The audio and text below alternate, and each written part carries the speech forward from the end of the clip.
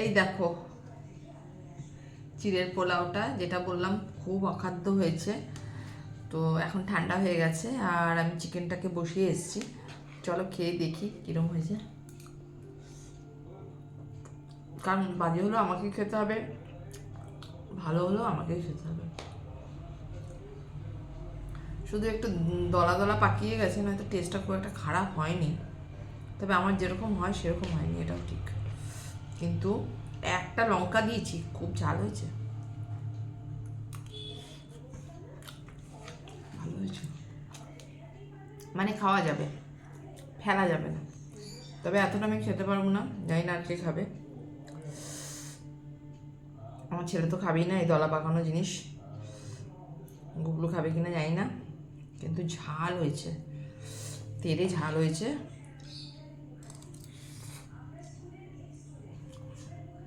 এটা খাবো, আর কিচ্ছু খাবো না।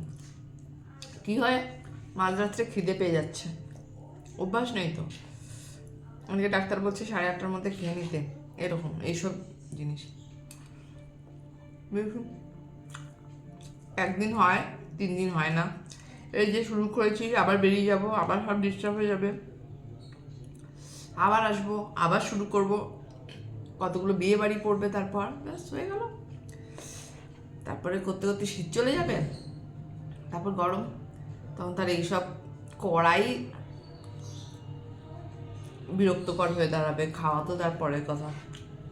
চলো আমি খাই, কিন্তু খুব একটা খারাপ হয়নি, বেশ ভালো হয়েছে। তবে নিজের জন্য অন্যকে দিলে তার কতটা ভালো লাগবে জানি না, আমার ছেলেদের ভালো লাগবে না, আমার ছেলের বা আমার বাড়ির কারোরই ঝাল হয়েছে, কারোর ভালো লাগবে না, কারণ আমি এরকম করি না। ওই খানে পুরো দলা পেকে গেছে। চলো আমাকে পেটটা ভরাতে হবে এখন। তবে আমার যেহেতু আমি করেছি ভুল, আমাকেই প্রায়শ্চিত্ত করতে হবে।